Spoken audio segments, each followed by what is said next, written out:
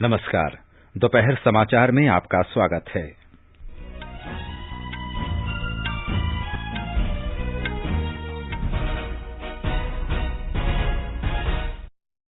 राष्ट्रपति रामनाथ कोविंद ने राज्यपालों और उपराज्यपालों के 51वें सम्मेलन में महामारी के दौरान कोविड योद्धाओं के योगदान की सराहना की। श्री कोविंद ने कहा, भारत ने कोविड से निपटने के लिए व्यापक और प्रभावी अभियान चलाया। गृह मंत्री अमित शाह ने कहा, राज्यपालों ने महामारी के दौरान सक्रियता से काम किया।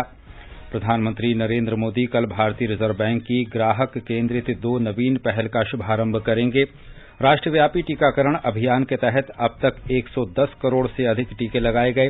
देश में स्वस्थ होने की दर 98.25% हुई। तमिलनाडु के कई इलाकों में लगातार वर्षा से जनजीवन प्रभावित। प्रधानमंत्री नरेंद्र मोदी ने अमेरिका के अंतर्राष्ट्रीय सौर गठबंधन में शामिल होने का स्वागत किया।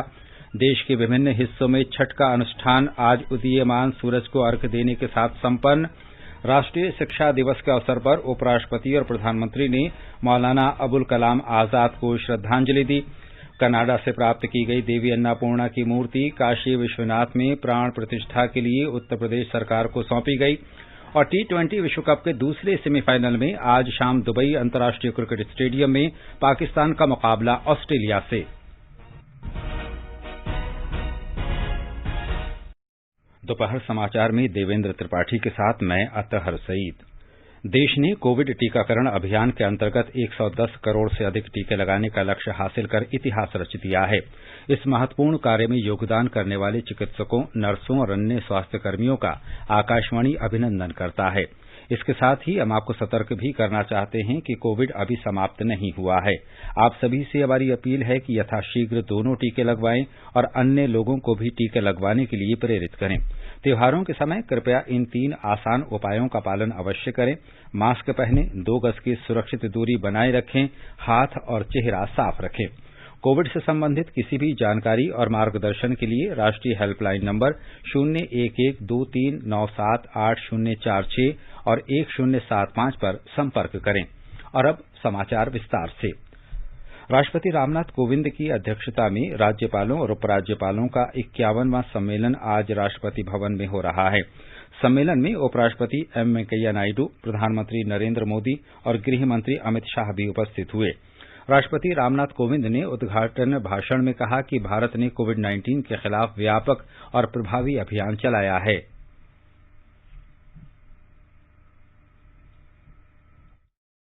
कोविड की महामारी का सामना करने में विश्व का सबसे व्यापक और प्रभावी अभियान भारत में प्रधानमंत्री मोदी जी के नेतृत्व में चलाया गया। हमारे सभी कोरोना योद्धाओं ने असाधारण त्याग और निष्ठा के साथ अपने कर्तव्य का निर्वहन किया। सरकार की अभूतपूर्व पहल एवं हमारे वैज्ञानिकों और उद्यमियों के प्रयासों के बल पर देश में वैक्सीन का विकास और विशाल पैमाने पर उत्पादन संभव हो सका है। आज 108 करोड़ से भी अधिक वैक्सीनेशन करके देशवासियों को महामारी से बचाने के अभियान में हम तेजी से आगे बढ़ रहे हैं। इसके साथ ही हम विश्व समुदाय की सहायता भी कर रहे हैं। भारत की वैक्सीन मैत्री पहल की सराहना विश्व स्तर पर हो रही है।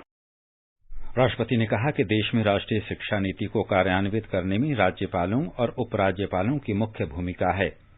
राष्ट्रीय शिक्षा नीति की अनुशंसाओं को कार्यरूप देने में आप सभी राज्यपालों की महत्वपूर्ण भूमिका है। कुलाधिपति के रूप में आप सब लोग युवा भारत के निर्माण की प्रक्रिया से सीधे तौर पर जुड़े हुए हैं। राष्ट्र निर्माण की दृष्टि से यह बहुत बड़ी जिम्मेदारी है। मुझे विश्वास है कि शिक्षा के क्षेत्र में आपके योगदान के बल पर भारत को नॉलेज सुपर पावर बनाने का हमारा राष्ट्रीय लक्ष्य अवश्य सिद्ध होगा। गृह मंत्री अमित शाह ने स्वागत संबोधन में कहा कि ये सम्मेलन कोविड महामारी के कारण 2 वर्षों के बाद हो रहा है। उन्होंने कहा कि प्रधानमंत्री नरेंद्र मोदी के नेतृत्व में देश और सभी राज्यों ने महामारी का सफलतापूर्वक सामना किया। कोविड महामारी के खिलाफ माननीय प्रधानमंत्री जी के नेतृत्व में एक राष्ट्र, एक जन, एक मन, इस सूत्र को चरितार्थ करते हुए जिस प्रकार से लड़ाई लड़ी गई, आज पूरी दुनिया वो लड़ाई लड़ने की हमारी पद्धति और मिली हुई सफलता की भूरी भूरी प्रशंसा करती है। इस महामारी के दौरान प्रधानमंत्री जी ने लगभग 20 बार सभी राज्यों के मुख्यमंत्रियों के साथ वीडियो कॉन्फ्रेंस कर और कई बार व्यक्तिगत रूप से बातचीत कर भी राज्यों का मार्गदर्शन किया और इस महामारी के दौरान माननीय प्रधानमंत्री जी ने राज्यपालों के साथ भी बैठक कर कोविड महामारी के लिए राजभवन क्या कर सकता है इसके लिए भी बात की थी। श्री शाह ने कहा कि राज्यपालों ने महामारी के दौरान सक्रियता से काम किया है। उन्होंने कहा कि ये आजादी का अमृत महोत्सव का समय है और इस बार के राज्यपाल सम्मेलन का विशेष महत्व है। केंद्रीय स्वास्थ्य मंत्री मनसुख मांडविया ने आज हर घर दस्तक अभियान को आगे ले जाने के लिए सभी राज्यों और केंद्र शासित प्रदेशों के स्वास्थ्य मंत्रियों के साथ बैठक की। इस अभियान का उद्देश्य कोविड रोधी वैक्सीन की पहली डोज न लेने वाले सभी वयस्कों का टीकाकरण सुनिश्चित करना है। इस अभियान में उन लोगों को भी टीके लगाए जा रहे हैं जिनको दूसरी डोज लेने में देर हो रही है। सूत्रों ने बताया कि वर्चुअल बैठक के दौरान श्री मांडविया ने कहा कि सभी राज्यों और केंद्र शासित प्रदेशों को हर घर दस्तक कोविड टीकाकरण अभियान के प्रति सहयोग की भावना के साथ मिलकर काम करना चाहिए ताकि कोई भी परिवार टीकाकरण से छूट न जाए। कम टीकाकरण वाले जिलों के साथ 3 नवंबर को हुई समीक्षा बैठक के दौरान प्रधानमंत्री नरेंद्र मोदी ने स्वास्थ्य कार्यकर्ताओं से प्रत्येक घर में हर घर टीका की भावना के साथ काम करने का आग्रह किया था। ये समाचार हमारी वेबसाइट newsonair.com/hindi और हमारे mobile app news on AIR पर भी उपलब्ध हैं। चलो मिलकर एक शुरुआत करें, चलो एक फैसला आज करें, मास्क नहीं तो टोकेंगे, कोरोना को रोकेंगे, चलो एक इरादा करते हैं, चलो कुछ वादा करते हैं, मास्क नहीं तो टोकेंगे, कोरोना को रोकेंगे। दोपहर समाचार में आपका फिर स्वागत है। देश में राष्ट्रव्यापी टीकाकरण अभियान के अंतर्गत अब तक 110 करोड़ 23 लाख से अधिक कोविड रोधी टीके लगाए जा चुके हैं। स्वास्थ्य मंत्रालय ने कहा है कि कल 52,69,000 से अधिक डोज दी गई। इसी दौरान 13,000 से अधिक लोगों में कोविड संक्रमण की पुष्टि हुई। स्वस्थ होने की दर 98.25% है। कल 13,000 से अधिक लोग स्वस्थ हुए। स्वस्थ होने वालों की कुल संख्या 3,38,09,25 के करीब पहुंच गई है। कोविड महामारी से मरने वालों की संख्या 4,61,849 हो गई है। कल 460 लोगों की मृत्यु हुई। स्वास्थ्य मंत्रालय ने कहा है कि देश में अब तक 61 करोड़ 99 लाख से अधिक कोविड जांच की जा चुकी है। कल 11,89,000 से अधिक जांचें की गईं। सरकार ने कहा है कि केंद्र के निःशुल्क और प्रत्यक्ष राज्य खरीद श्रेणी के माध्यम से राज्यों और केंद्र शासित प्रदेशों को कोविड रोधी वैक्सीन की 120 करोड़ 8 लाख से अधिक डोज उपलब्ध कराई जा चुकी है। स्वास्थ्य मंत्रालय ने कहा है कि राज्यों और केंद्र शासित प्रदेशों के पास अब भी 16 करोड़ 74 लाख से अधिक कोविड टीके मौजूद हैं। मध्य प्रदेश में कल देर रात तक 13,52,000 टीके लगाए गए, जिसकी संख्या पूरे देश में सबसे अधिक है। हमारी संवाददाता ने बताया है कि राज्य सरकार ने इस वर्ष दिसंबर के अंत तक पूर्ण टीकाकरण का लक्ष्य प्राप्त करने के उद्देश्य से टीकाकरण का महाअभियान चलाया है। मुख्यमंत्री शिवराज सिंह चौहान ने प्रदेश को देश में सर्वाधिक टीकाकरण किए जाने पर बधाई दी है। प्रदेश में 11,000 से अधिक टीकाकरण केंद्रों पर टीकाकरण की व्यवस्था की गई थी। राज्य में पूर्ण टीकाकरण का लक्ष्य प्राप्त करने के लिए कोविड टीकाकरण महाअभियान चलाया जा रहा है। टीकाकरण महाअभियानों की श्रृंखला में अगले अभियान 17 और 24 नवंबर और 1 दिसंबर को आयोजित किए जाएंगे। पूजा पी वर्धन, आकाशवाणी समाचार, भोपाल। प्रधानमंत्री नरेंद्र मोदी कल सुबह 11 बजे वीडियो कॉन्फ्रेंस के माध्यम से भारतीय रिजर्व बैंक की 2 नवीन ग्राहक केंद्रित पहल का शुभारंभ करेंगे।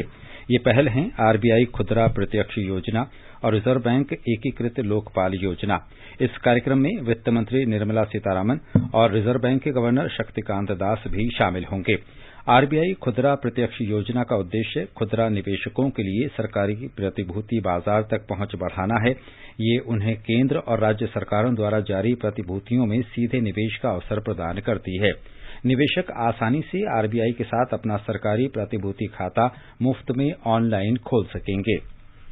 ओडिशा सरकार ने कल सड़क सुरक्षा पहल रक्षक की शुरुआत की। अपनी तरह के इस पहले राज्य स्तरीय कार्यक्रम में दुर्घटना संभावित स्थानों के पास स्थित भोजनालयों तथा विभिन्न व्यावसायिक प्रतिष्ठानों में रहने या काम करने वाले 30,000 स्वयंसेवकों को सबसे पहले कार्यवाही के लिए प्रशिक्षित किया जाएगा। इन्हें सड़क दुर्घटना पीड़ितों को प्राथमिक चिकित्सा और अस्पताल पूर्व आघात देखभाल के लिए प्रशिक्षित किया जाएगा। कार्यक्रम के तहत सभी 30 जिलों में 300 मास्टर ट्रेनर स्थानीय लोगों को सड़क दुर्घटनाओं के पीड़ितों की मदद करने के लिए प्रशिक्षित करेंगे। तमिलनाडु में कल रात से चेन्नई सहित कई जिलों में मूसलाधार बारिश हो रही है, जिसके कारण सामान्य जीवन अस्त व्यस्त हो गया है। मौसम विभाग के अधिकारियों ने कहा है कि बंगाल की खाड़ी के ऊपर बने दबाव के कारण आज शाम चेन्नई के नजदीक तटीय इलाकों को पार करने की संभावना है। ये दबाव दोपहर में चेन्नई के पूर्व दक्षिण पूर्व में 130 किलोमीटर दूर स्थित है। चेन्नई में कल से तेज वर्षा के कारण कई स्थानों पर जल भराव की स्थिति पैदा हो गई है। मौसम विभाग ने कहा है कि तमिलनाडु में चेन्नई और 14 जिलों सहित केंद्र शासित प्रदेश पुदुचेरी में तेज से अत्यधिक तेज वर्षा होने की संभावना है, जबकि अन्य जिलों में आज कहीं कहीं वर्षा हो सकती है। नीलगिरी, कोयम्बटूर और कन्याकुमारी में कल तेज वर्षा होने के आसार हैं, जबकि अन्य जिलों में हल्की वर्षा होने की संभावना व्यक्त की गई है। आगे बढ़ने से पहले मुख्य समाचारों पर एक नजर। राष्ट्रपति रामनाथ कोविंद ने राज्यपालों और उपराज्यपालों के 51वें सम्मेलन में महामारी के दौरान कोविड योद्धाओं के योगदान की सराहना की। श्री कोविंद ने कहा, भारत ने कोविड से निपटने के लिए व्यापक और प्रभावी अभियान चलाया। गृहमंत्री अमित शाह ने कहा, राज्यपालों ने महामारी के दौरान सक्रियता से काम किया। प्रधानमंत्री नरेंद्र मोदी कल भारतीय रिजर्व बैंक की ग्राहक केंद्रित 2 नवीन पहल का शुभारंभ करेंगे। राष्ट्रव्यापी टीकाकरण अभियान के तहत अब तक 110 करोड़ से अधिक टीके लगाए गए। देश में स्वस्थ होने की दर 98.25% हुई। तमिलनाडु के कई इलाकों में लगातार वर्षा से जनजीवन प्रभावित।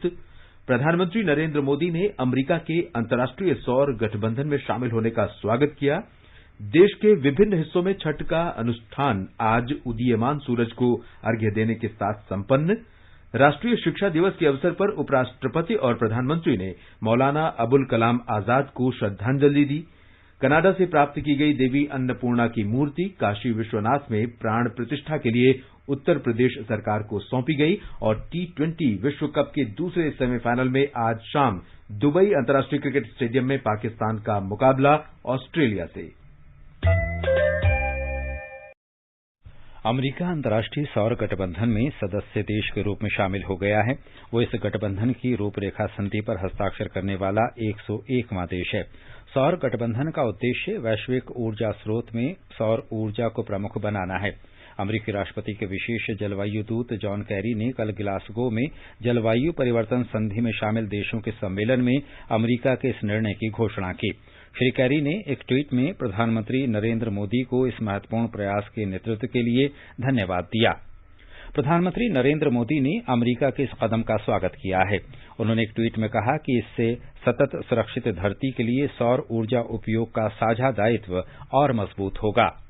जलवायु परिवर्तन से संबंधित कार्यक्रमों के सहयोग में तेजी लाने की अमेरिका और चीन की अप्रत्याशित घोषणा का कार्यकर्ताओं और राजनेताओं ने स्वागत किया है। यूरोपीय संघ और संयुक्त राष्ट्र ने इस कदम को उत्साहवर्धक और महत्वपूर्ण बताया है। ग्लासगो में संयुक्त राष्ट्र जलवायु शिखर सम्मेलन COP26 के बारे में आकाशवाणी से प्रतिदिन त्वरित जानकारी प्रस्तुत की जा रही है। इस श्रृंखला के तहत हम सम्मेलन के विषयों और अवधारणाओं की जानकारी देते हैं। इसी सिलसिले में आज हम जलवायु परिवर्तन के प्रभाव को कम करने में भारत अमेरिका की भागीदारी के बारे में चर्चा करेंगे। भारत अमेरिका के बीच संबंधों में पिछले 2 दशकों में काफी सुधार हुआ है। स्वच्छ ऊर्जा उत्पन्न करने और जलवायु परिवर्तन के प्रभावों को दूर करने में मिलकर काम करना इस सहयोग का मुख्य बिंदु है। अप्रैल 2021 में भारत अमेरिका स्वच्छ ऊर्जा भागीदारी समझौते पर हस्ताक्षर होने और जलवायु कार्य तथा वित्त संगठन संवाद के बाद इस सहयोग में और वृद्धि हुई है। हिंद प्रशांत ऑफिस USAID के निदेशक जॉन स्मिथ श्रीन ने भागीदारी के महत्व के बारे में बताया कि भारत और अमेरिका जलवायु परिवर्तन के प्रभाव के मूल कारण को दूर करने के लिए मिलकर काम कर रहे हैं। In India, we are working together with partners to address the root causes and effects of climate change. The United States and India will work together to achieve ambitious targets, which include India's goal of 500 gigawatts of installed renewable energy capacity by 2030, making new climate energy technologies widely available, and increasing India's capacity to measure, manage, and adapt to the impacts of climate change. ये समाचार आकाशवाणी से प्रसारित किए जा रहे हैं। ताज़ा समाचार जानने के लिए आप हमारे Twitter handle @AIR News Hindi को फॉलो कर सकते हैं। आजादी का अमृत महोत्सव के लिए सभी उपभोक्ताओं को शुभकामनाएं। हॉलमार्क सोने की शुद्धता सुनिश्चित करता है। हमेशा हॉलमार्क वाले सोने के आभूषण खरीदें। उपभोक्ता संबंधित किसी भी शिकायत के लिए कृपया राष्ट्रीय उपभोक्ता हेल्पलाइन के टोल फ्री नंबर 14404 पर संपर्क करें। उपभोक्ता मामले विभाग, भारत सरकार द्वारा जनहित में जारी। जागो ग्राहक जागो। ये आकाशवाणी है। आज राष्ट्रीय शिक्षा दिवस है। ये दिवस 2008 से मौलाना अबुल कलाम आजाद की जयंती पर मनाया जाता है। मौलाना अबुल कलाम आजाद स्वतंत्र भारत के पहले शिक्षा मंत्री थे। उन्होंने 15 अगस्त 1947 से 2 फरवरी 1958 तक देश की सेवा की।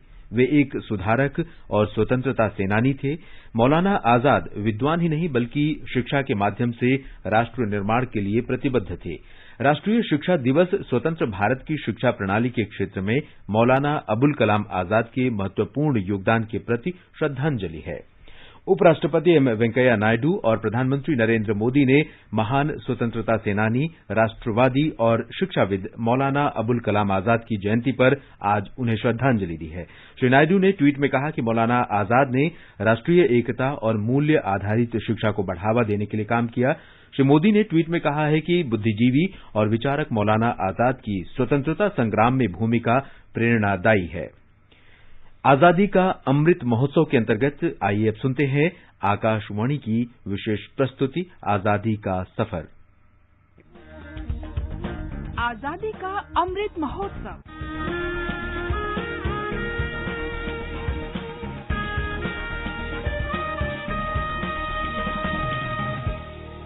आजादी का सफर आकाशवाणी के साथ। भारत का गौरवशाली स्वतंत्रता संग्राम आधुनिक विश्व के अब तक के सबसे बड़े संघर्षों में से एक है। आकाशवाणी समाचार आपके लिए प्रतिदिन इस संग्राम की एक झलक लेकर आता है।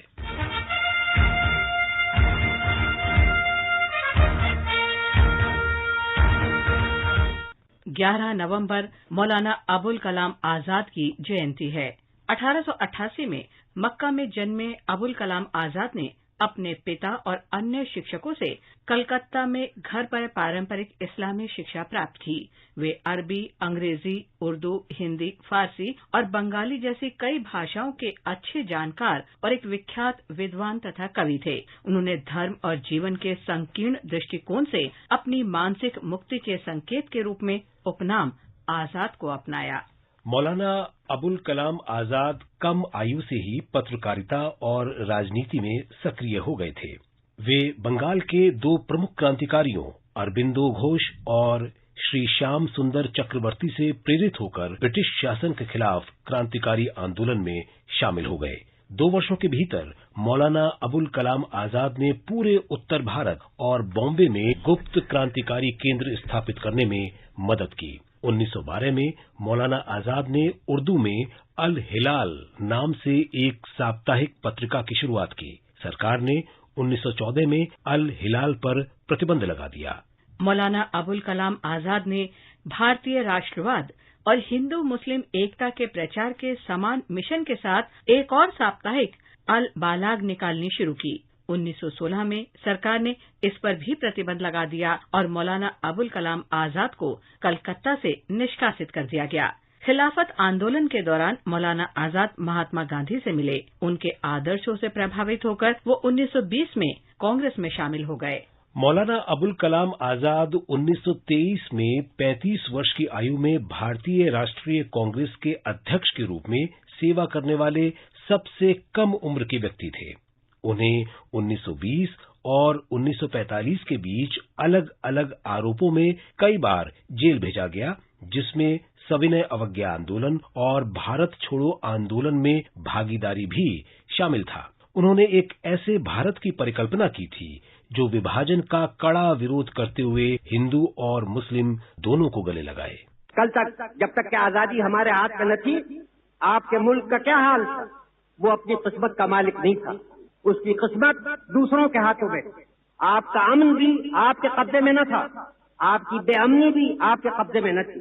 जब कभी मुल्क में बदअमनी होती थी तो आप अपने तरफ नहीं देखते थे, उनके तरफ देखते। जब आपको कोई तकलीफ और परेशानी होती थी, आप उनके आगे मजबूर होते थे कि अपना हाथ बढ़ाएं।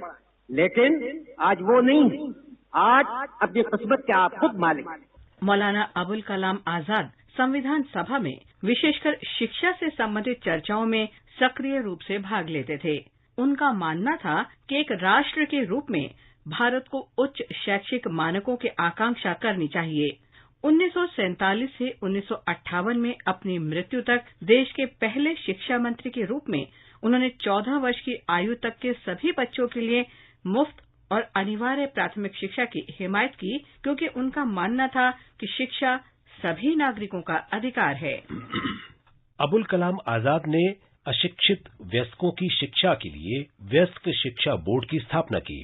उन्होंने विश्वविद्यालय अनुदान आयोग और भारतीय विज्ञान संस्थान तथा IIT जैसे अन्य शिक्षण संस्थानों की स्थापना में भी महत्वपूर्ण भूमिका निभाई। मौलाना अबुल कलाम आजाद ने 22 फरवरी 1958 को अंतिम सांस ली। उनकी आत्मकथा इंडिया विंस फ्रीडम 1959 में उनकी मृत्यु के बाद प्रकाशित हुई थी। उन्हें 1992 में मरणोपरांत भारत रत्न से सम्मानित किया गया था। शिक्षा के क्षेत्र में उनके अमूल्य योगदान के कारण 11 नवंबर को राष्ट्रीय शिक्षा दिवस के रूप में मनाया जाता है।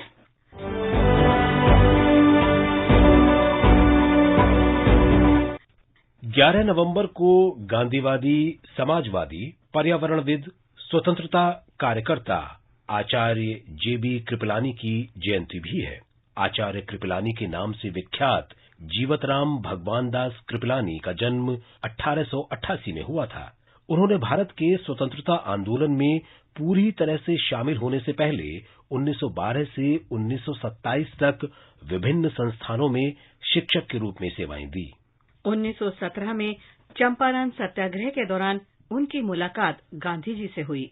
1922 के आसपास जब वो महात्मा गांधी द्वारा स्थापित गुजरात विद्यापीठ में पढ़ा रहे थे तो उन्होंने आचार्य की उपाधि हासिल की। गांधी जी से प्रेरित होकर वो 1927 में भारतीय राष्ट्रीय कांग्रेस में शामिल हुए और असहयोग आंदोलन तथा भारत छोड़ो आंदोलन में भाग लिया।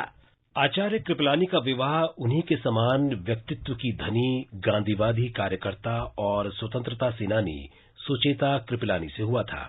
आचार्य JB कृपलानी संयुक्त प्रांत से संविधान सभा के लिए चुने गए। वे मौलिक अधिकारों पर उप समिति के अध्यक्ष थे। उन्होंने संविधान सभा में प्रस्तावना पर अपने विचार व्यक्त किए। 1946 में उन्हें कांग्रेस पार्टी का अध्यक्ष चुना गया, लेकिन कार्य समिति की भूमिका पर पार्टी के सदस्यों के साथ बढ़ते मतभेदों के कारण 1 साल बाद उन्होंने इस्तीफा दे दिया। जल्द ही कृपलानी भारतीय राष्ट्रीय कांग्रेस के कड़े आलोचक बन गए। आचार्य कृपलानी का 19 मार्च 1982 को 93 वर्ष की आयु में अहमदाबाद में निधन हो गया।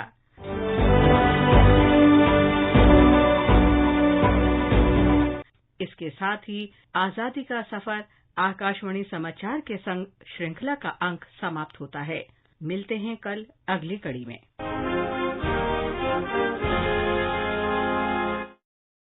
प्रधानमंत्री नरेंद्र मोदी ने स्वाधीनता सेनानी आचार्य कृपलानी की जयंती पर उन्हें भावभीनी श्रद्धांजलि अर्पित की है। प्रधानमंत्री ने कहा कि राष्ट्र के प्रति उनका महान दृष्टिकोण था और उन्होंने इसे सांसद रहते हुए पूरा किया। आजादी का अमृत महोत्सव कार्यक्रम के अंतर्गत आकाशवाणी समाचार की विशेष श्रृंखला वीर गाथा में आज शाम परिक्रमा कार्यक्रम में सुने प्रमुख क्रांतिकारियों की प्रेरक कहानियां।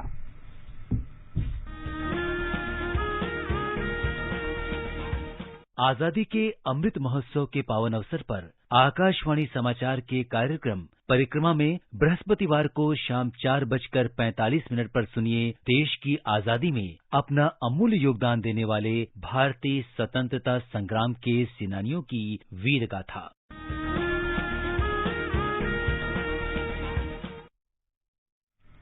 आईसीसी T20 क्रिकेट विश्व कप में आज दुबई में पाकिस्तान और ऑस्ट्रेलिया के बीच दूसरा सेमीफाइनल मैच खेला जाएगा। मैच शाम 7:30 बजे से होगा। फाइनल मैच में रविवार को दुबई में न्यूजीलैंड का मुकाबला दूसरे सेमीफाइनल के विजेता से होगा। आकाशवाणी से T20 क्रिकेट विश्व कप मैचों का आंखों देखा हाल प्रसारित किया जा रहा है। देवी अन्नपूर्णा की कनाडा से प्राप्त की गई मूर्ति वाराणसी के काशी विश्वनाथ मंदिर में स्थापित और प्राण प्रतिष्ठित करने के लिए आज उत्तर प्रदेश सरकार को सौंप दी गई। इससे पहले केंद्रीय संस्कृति मंत्री जी किशन रेड्डी और अन्य केंद्रीय मंत्रियों धर्मेंद्र प्रधान और हरदीप पुरी ने नई दिल्ली की राष्ट्रीय आधुनिक कला दीर्घा में अन्नपूर्णा देवी की मूर्ति की पूजा की। लोक आस्था के महापर्व छठ का 4 दिन का अनुष्ठान आज उगते सूर्य को अर्घ्य अर्पण के साथ संपन्न हो गया। अर्घ्य अर्पण के बाद छठ व्रतियों ने 36 घंटे के निर्जला व्रत का समापन किया। एक रिपोर्ट। श्रद्धा और भक्तिपूर्ण माहौल में श्रद्धालुओं ने आज प्रातः उगते हुए सूरज को अर्घ्य अर्पित किया।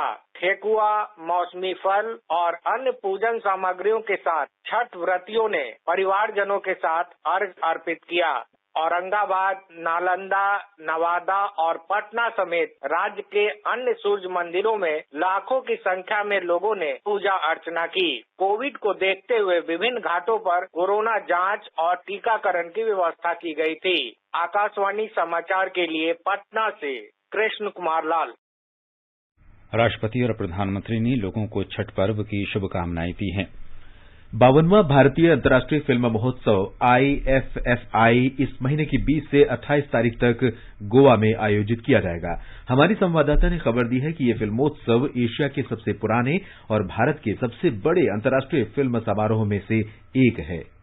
1952 में स्थापित इफ्फी का उद्देश्य विभिन्न देशों की फिल्मी संस्कृतियों को उनके सामाजिक और लोकाचार के संदर्भ में समझने और उनकी सराहना करने में योगदान देता है। इफ्फी का पहला संस्करण 1952 में मुंबई में आयोजित किया गया था। ये संस्करण गैर प्रतिस्पर्धी था, जिसमें संयुक्त राज्य अमेरिका सहित 23 देशों ने 40 फीचर फिल्मों और लगभग 100 लघु फिल्मों ने भाग लिया था। ये एशिया में कहीं भी आयोजित होने वाला पहला अंतर्राष्ट्रीय फिल्म महोत्सव था। जनवरी 1965 में तीसरे संस्करण से इफ्फी प्रतिस्पर्धी बन गया। इसकी अध्यक्षता प्रसिद्ध फिल्म निर्माता सत्यजीत रे ने की थी। भारत ने 1975 में अपने 5वें समारोह में एक स्थायी प्रतीक चिन्ह को अपनाया था। इसमें वसुधैव कुटुंबकम के आदर्श वाक्य के साथ भारत के राष्ट्रीय पक्षी मोर का प्रतिनिधित्व भी शामिल किया गया था। 2004 में अपने 35वें संस्करण के बाद से इफ्फी विश्व स्तर पर प्रतिस्पर्धी बन गया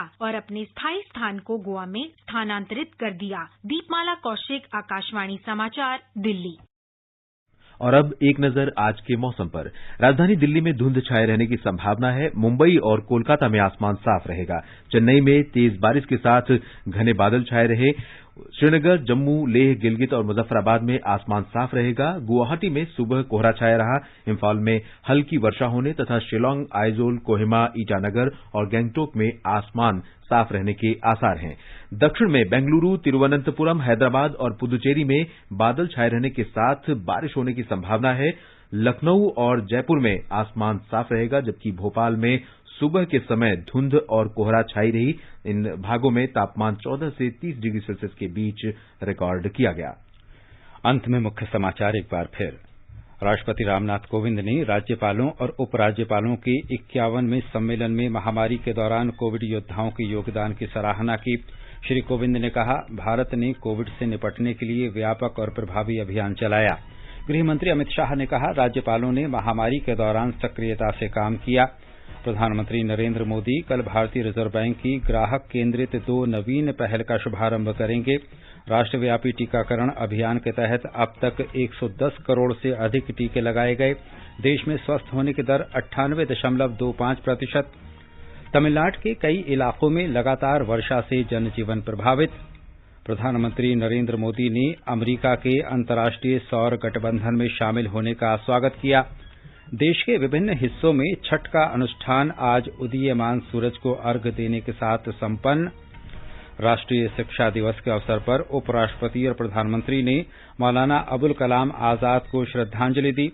कनाडा से प्राप्त की गई देवी अन्नपूर्णा की मूर्ति काशी विश्वनाथ में प्राण प्रतिष्ठा के लिए उत्तर प्रदेश सरकार को सौंपी गई और T20 विश्व कप के दूसरे सेमीफाइनल में आज शाम दुबई अंतर्राष्ट्रीय क्रिकेट स्टेडियम में पाकिस्तान का मुकाबला ऑस्ट्रेलिया से। इसके साथ ही दोपहर समाचार का ये अंक समाप्त हुआ। नमस्कार।